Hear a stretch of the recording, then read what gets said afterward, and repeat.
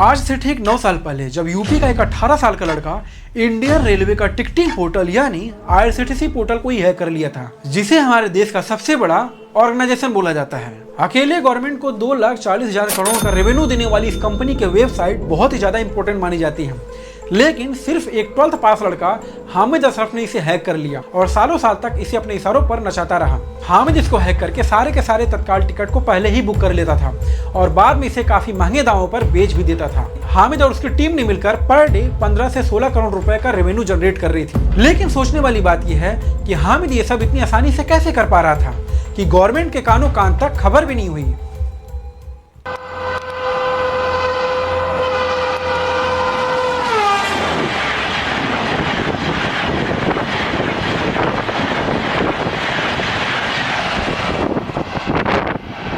हामिद की अगर बात करें तो हामिद की शुरुआती पढ़ाई मदरसे से हुई थी। बाद में उसने अपने ही शहर के किसी स्कूल से 12th पास किया।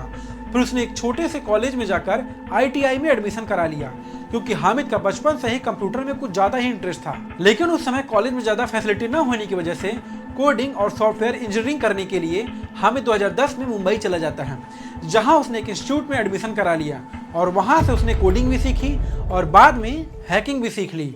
अपनी पढ़ाई पूरी करने के बाद हामिद वापस अपने शहर आ जाता है।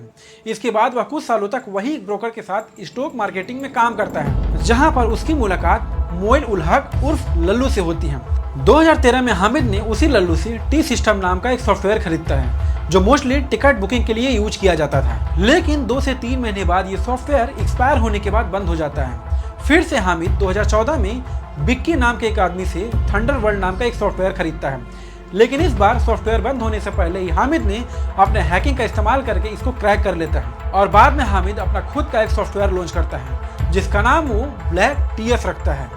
हामिद इस सॉफ्टवेयर की मदद से आईआरसीटीसी की वेबसाइट को हैक करता था और सारे के सारे कंफर्म टिकट को वह पहले ही बुक कर लेता था। जैसा कि आप सभी को पता है कि आईआरसीटीसी की वेबसाइट सुबह 10 बजे खुलती है और जैसे ही 10 बजे आईआरसीटीसी की वेबसाइट ओपन होती थी तो हामिद उसमें अपना बनाया हुआ खुद का सॉफ्टवेयर इंजेक्ट कर देता था और ये करने के बाद आईआरसीटीसी की वेबसाइट बिल्कुल हामिद के इशारों पर काम करने लगती थी, क्योंकि वह पूरी तरीके से उस समय हैक हो चुकी थी। तो हामिद क्या करता था कि जो वेबसाइट लोगों के लिए सुबह 10 बजे ओपन होती थी, वह उसी वेबसाइट को लोगों के लिए 2 मिनट की देरी से यानी 10:02 पर ओपन करता था, जो कि वह एक टिकट 30 से 40 सेकंड में बुक कर लेता था। जो एक नॉर्मल इंसान की बात करें तो उसको यही टिकट बुक करने में 2 से 3 मिनट का समय लगता है। तो उसकी एक पूरी की पूरी टीम थी जो पहले से ही सारे कंफर्म टिकट को बुक कर लेती थी। उसके बाद नॉर्मल यूजर के लिए जब 10 बजे आईआरसीटीसी की वेबसाइट ओपन होती थी तो उनकी पेमेंट कंप्लीट नहीं हो पाती थी, क्योंकि जब वह सारी डिटेल्स फिल करने के बाद जब सबमिट करते थे तो पोर्टल सिर्फ बफरिंग करती रहती थी और लोग फ्रस्ट्रेशन में आकर उस पेज को ही रिफ्रेश कर देते थे,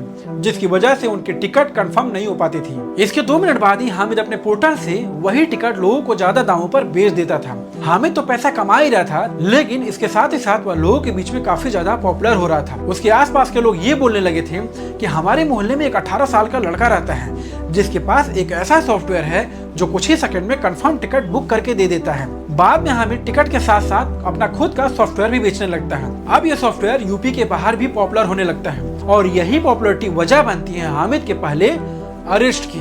काफी ज्यादा पॉपुलर होने की वजह से ये सॉफ्टवेयर सीबीआई, बेंगलोर और आरपीएफ इंटेलिजेंस के पास पहुंच जाता है। वो लोग अब इस सॉफ्टवेयर का बैक ट्रैकिंग करना शुरू कर देते हैं आईपी एड्रेस का यूज करके। काफी कोशिश करने के बाद उनको उस सॉफ्टवेयर की सर्वर का मदर लोकेशन मिल जाता है, लेकिन सिर्फ सर्वर का मदर लोकेशन मिल जाने से हामिद के लोकेशन का पता लगाना और उसे पकड़ पाना बहुत ही ज्यादा मुश्किल था। लेकिन होता क्या है कि हामिद का एक एजेंट यानी उसका एक सेलर पुलिस से जाकर मिल जाता है और पुलिस को उसका पता बता देता है और उसी समय हामिद पहली बार अरेस्ट होता है। उस समय हामिद के घर से 16 लाख रुपए, 17 bank account, 90 SIM card, 16 laptop और 10 मोबाइल फोन्स मिलता है। अब आप लोग ये सोच रहे होंगे कि कहानी यहीं खत्म हो गई, लेकिन कहानी यहीं खत्म नहीं होती। कुछ महीनों बाद हामिद बेल पर बाहर निकल जाता है और बेल से निकलने के बाद वह नेपाल भाग जाता है। नेपाल में कुछ महीना बिताने के बाद वह वहां से दुबई चला जाता है। फिर वह दुबई से इंडिया कभी वापस नहीं आता, लेकिन कुछ महीने बाद ही वह एक नया सॉफ्टवेयर बना लेता है जिसका नाम वो रखता है रेड मिर्ची और उसकी टीम एक बार फिर से अपने काम में एक्टिव हो जाती है और ये सॉफ्टवेयर पहले से ज्यादा सेफ भी होता है और पहले की तरह एक बार फिर से ये पॉपुलर हो जाता है और हामिद इसको बेचने भी लगता है। लेकिन इस बार हामिद इसको ऑफलाइन और ऑनलाइन दोनों तरीके से बेचता है। लेकिन ऑफलाइन हामिद ये खुद नहीं बेचता था, बल्कि उसका ही इंडिया में एक दोस्त गुलाम मुस्तफा वही सब कुछ संभालता था। मुस्तफ़ा की पढ़ाई लिखाई तो कुछ भी नहीं थी, लेकिन फिर भी वह एक हैकर था। मुस्तफ़ा जो भी सॉफ्टवेयर और टिकट्स बेचता था और उससे जो भी पैसा कलेक्ट होता था वो मुस्तफ़ा के थ्रू होकर ही हामिद के पास जाता था, और कुछ पैसा हामिद के घर कैश पहुंचाया जाता था, जिससे उनके घर वाले इंडिया से बाहर हामिद के लिए अपने रिश्तेदारों के नाम बहुत सारी प्रॉपर्टीज खरीद कर रखते थे। ऐसे ही करके हामिद ने लगभग 14 से 15 करोड़ रुपए कमा लिए थे। इन्होंने मनी लॉन्ड्रिंग के लिए एक जाली कंपनी भी खोल रखी थी जो IT के नाम से चेन्नई में रजिस्टर थी। इसी कंपनी के पैसों को ही हामिद पाकिस्तान, बांग्लादेश, युगोस्लाविया और कुछ पैसे वह इंडिया में भी भेजा करता था, और ये सारा काम सिर्फ और सिर्फ एक ही आदमी संभालता था, गुलाम मुस्तफ़ा। ये सब कुछ सही चल रहा था, लेकिन सिर्फ एक गलती की वजह से हामिद, मुस्तफ़ा और उसके पूरे गैंग का सफाया हो जाता है। और अगर ये वजह नहीं होती तो आज भी हामिद और मुस्तफ़ा और उसके गैंग उसी तेजी के साथ फ्रॉड कर रहे होते। और ये सब कुछ होता है एक लड़की की वजह से। इतिहास गवाह रहा है कि एक औरत की वजह से महाभारत जैसे महायुद्ध हो गया, सिर्फ और सिर्फ औरत का चक्कर। हामिद और मुस्तफ़ा की जिंदगी में सब कुछ सही चल रहा था, दोनों अच्छा खासा पैसा भी कमा रहे थे, लेकिन होता यूँ है कि मुस्तफ़ा की जिंदगी में एक लड़की आती है।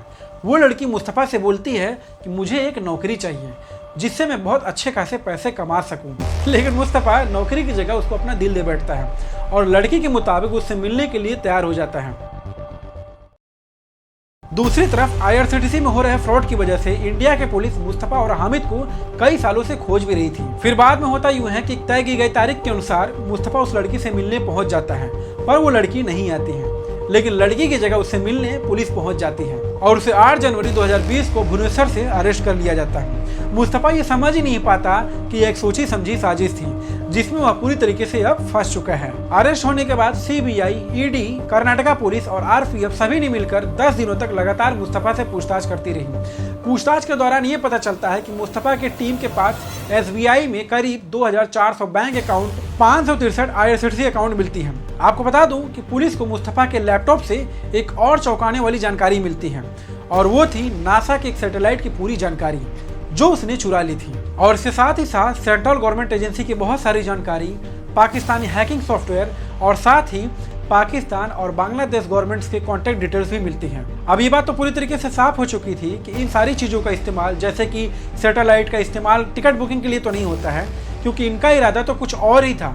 लेकिन 2019 में यूपी के गोंडा में एक बम ब्लास्ट होता है जिसका कनेक्शन हामिद और मुस्तफ़ा से माना जाता है। बाद में हामिद और मुस्तफ़ा के बाकी सारे गैंग को अरेस्ट कर लिया जाता है, लेकिन इसी बीच RPF के DG मिस्टर अरुण कुमार के पास एक स्पैम मेल आता है कि अगर आप मुझे 2 लाख रुपए महीना देते हो तो मैं आपसे वादा करता हूं कि कभी भी कोई भी IRCTC को हैक नहीं कर पाएगा। और ये मेल खुद हामिद करता है, लेकिन इस मेल का उन पर कोई भी असर नहीं पड़ता है। करीब 1 साल बाद हामिद के पिता और उनके चाचा को गिरफ्तार कर लिया जाता है, और इसके साथ ही साथ हामिद और मुस्तफ़ा के रिश्तेदारों के नाम पर जितनी भी प्रॉपर्टी थी वो करोड़ों में थी, उनको सीज कर लिया जाता है। लेकिन दूसरी सबसे जरूरी बात यह कि हामिद अभी भी पकड़ा नहीं गया था। लेकिन हामिद के पापा और चाचा के गिरफ्तार होने के बाद, हामिद की सारी प्रॉपर्टी, बैंक अकाउंट और ऑफिस सीज हो जाने के बाद हामिद के पास दूसरा और कोई रास्ता नहीं बचता है। बाद में हामिद इंडिया आकर सरेंडर करने को राजी हो जाता है और करीब 17 फरवरी 2021 को हामिद को बेंगलोर एयरपोर्ट से अरेस्ट कर लिया जाता है। दूसरी बार गिरफ्तार होने के बाद आज तक उसको दोबारा कभी जमानत नहीं मिल पाई है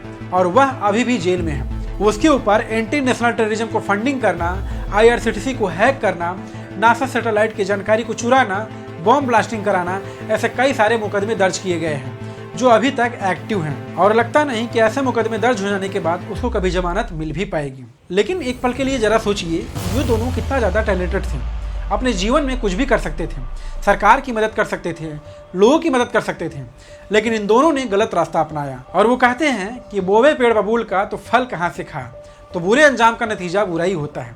अगर आपके पास अच्छा खासा नॉलेज है तो उसको अच्छे कामों में लगाइए, लोगों को अच्छी चीज़ें बताओ जिससे लोगों को कुछ और जानकारी मिले, लोगों की मदद करो।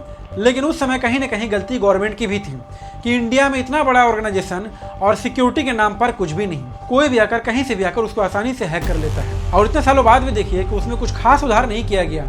जब आप टिकट करने जाओगे तो वह हैंग हो जाती है, और सिर्फ यही वेबसाइट नहीं, बाकी इंडिया के सारी वेबसाइट की यही हालत है। फिर चाहे वह कोई स्कूल का फॉर्म हो या फिर कोई वैकेंसी का ही वेबसाइट क्यों ना हो, सभी की हालत यही है। ऐसा नहीं कि इसको सुधारा नहीं जा सकता, सुधारा जा सकता है, लेकिन जब कुछ लोगों की जेब और पेट भरे तब। आपको नॉलेजेबल बनाने के लिए मैं ऐसे ही जानकारी वाली वीडियोस बनाता रहता हूँ, एजुकेशनल वीडियोस बनाता रहता हूँ। अगर आपका दिल कहे तो मेरे चैनल पर जाकर मुझे आप सब्सक्राइब कर सकते हैं। मिलते हैं एक नए वीडियो में।